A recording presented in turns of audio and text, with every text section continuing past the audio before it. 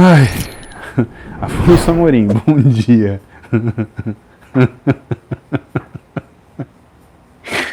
E a finasterida oral para tratamento de calvície atrapalha significantemente o ganho de massa muscular nos naturais. Deus abençoe a sua família, a sua também, Afonso.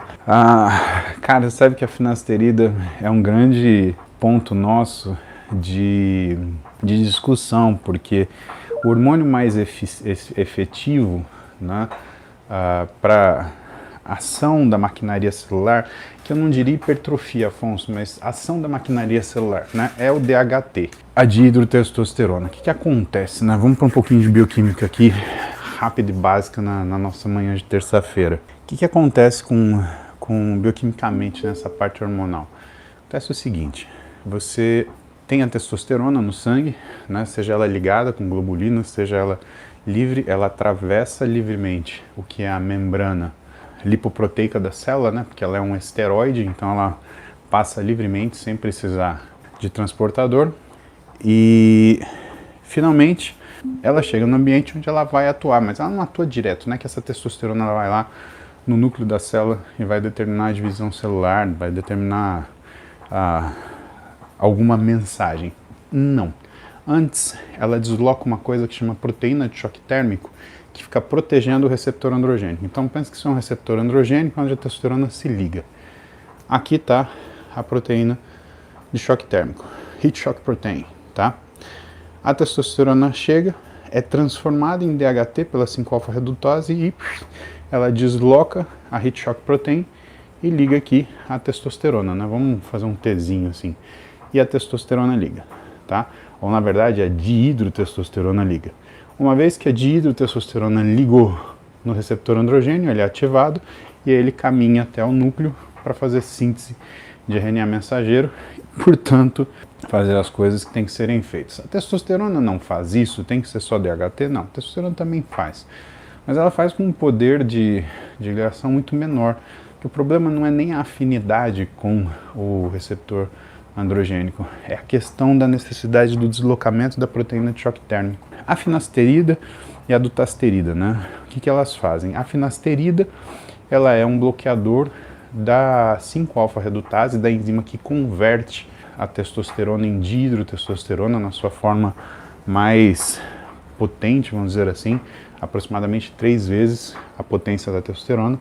Parênteses, né? Uma das razões pelas quais existem esteroides anabólicos que são feitos a partir de DHT, né? Não só por isso, mas porque o DHT ele não é aromatizável, você não consegue aromatizar, né? Então, uma vez que você produz DHT na célula, o único jeito de liberar ele é transformando ele num negócio que chama 3-alfa-diol, tá? Então tem essa parte. Pois bem, e assim, a finasterida e a dutasterida, elas são drogas que inibem essa enzima 5-alfa-redutase. A finasterida tem uma preferência pela 5-alfa-redutase tipo 2, a isoforma 2, que é mais frequente cabelo, pele, próstata, tá? E a dutasterida, ela inibe as duas isoformas igualmente e faz com que tenha uma inibição maior do DHT. Então, quando você olha no exame de sangue do paciente, o que você vê é o paciente que usa dutasterida, ele acaba tendo um nível de DHT mais baixo do que aquele paciente que usa finasterida. Agora, uma coisa muito importante para a gente, né? Para você que é fisiologista, que gosta dessa parte hormonal, né, e que tem curiosidade das coisas. Quando você não reduz parte da sua testosterona, existe um remanescente de testosterona que não foi reduzido e que está lá passeando no seu corpo. E esse remanescente, boa parte dele, né, que seria reduzido, acaba sendo aromatizado, ou seja, transformado em estradiol. Isso quer dizer o quê? Que algumas pessoas que usam bloqueadores de 5-alfa-redutase, seja ela finasterida, seja ela dutasterida, tem uma tendência de aromatizar um pouquinho mais.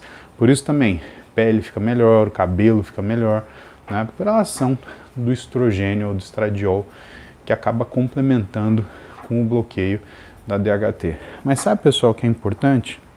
Bom, tudo isso é importante. Mas aí entra uma coisa que é o estresse, Afonso. Que a gente precisa falar de estresse. Por que a gente precisa falar de estresse? Por quê? Se você está no meio de um cortisol elevado, você tem uma tendência da aromatase funcionar mais. Então, quando você olha um sujeito que tem, por exemplo, uma testosterona total, vamos colocar um nível alto, bem alto, 800. Uma testosterona livre de 16, né? Tudo alto, tá? Um SHBG de 40, um estradiol de 22, tá?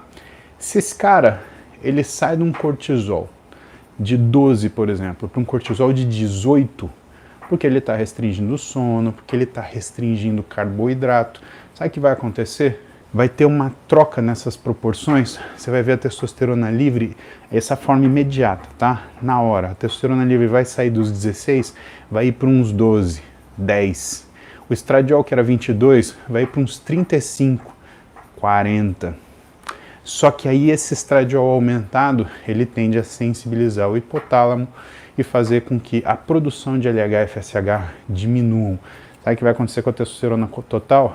Que costumava ser 800, passa a ser 550, né? Vai, 600.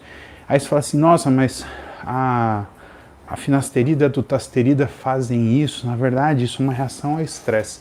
O que acontece com a finasterida e com a dutasterida é um cuidado que todo médico que prescreve tem que ter de observar o que é a função hormonal do paciente uma vez que ele entrou com a prescrição desta medicação. Precisa de verificação. Ah, mas tá lá, 1 miligrama ou meio miligrama, é só tomar e tudo bem. Cara, nada, nenhuma medicação é assim. Você sempre precisa ter vigilância, você precisa ficar de olho se aquilo que você está objetivando com aquela medicação não está causando nenhum tipo de efeito colateral indesejado para esse paciente. Ou indesejado para você do ponto de vista profissional, você está tendo que manejar uma questão clínica que antes você não tinha. Então, quais são os efeitos mais comuns de um hiperestrogenismo, tá? E não é nada relacionado à libido. Às vezes, pessoal, o estradiol, ele até aumenta momentaneamente a libido da pessoa, porque no homem o estradiol é responsável pela libido e pela performance sexual.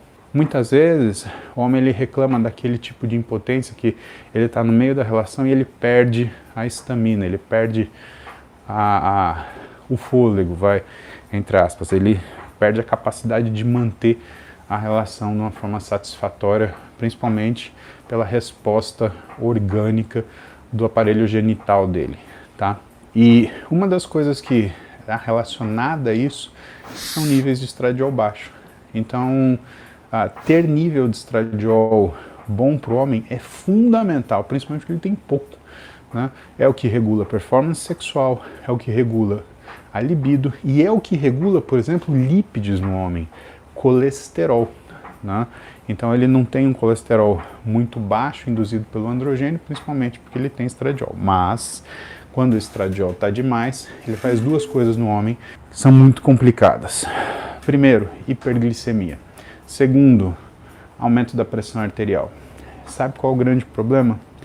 O grande problema é que essas duas coisas estão ligadas, tá?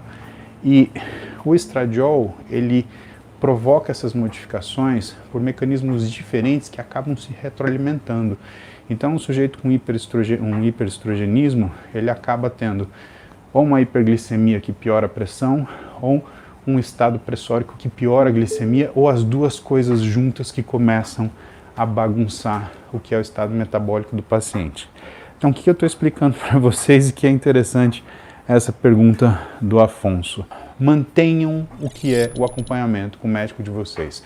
Se o cara prescrever para vocês finasterida, confia nele, toma finasterida, mas mantenha o acompanhamento. Não sai tomando o resto da vida sem fazer nenhum tipo de verificação. Por quê? Porque toda medicação, pessoal, mexe com a nossa função metabólica. De uma forma maior ou menor, né?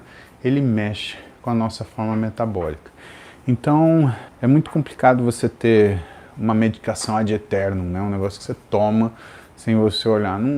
Isso não existe. Então, uma vez que você tem um acompanhamento, né? Siga esse acompanhamento, porque de fato algumas avaliações são intermediárias, elas não são só feitas para saber se aquilo que está sendo feito está funcionando, mas elas são feitas para garantir que quando você atinge uma adaptação à medicação, que você não tenha efeitos crônicos, ou seja, ou efeitos tardios que sejam ruins do ponto de vista daquilo que são suas queixas normais, tá? Isso é uma coisa importante.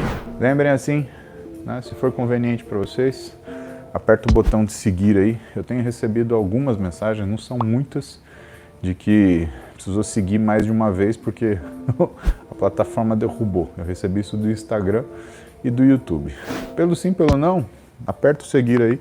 Garante que você vai estar comigo aqui todo dia, de manhã, às 7 da manhã. Estamos aqui fazendo cardio, trocando ideia para deixar o dia melhor. Combinado?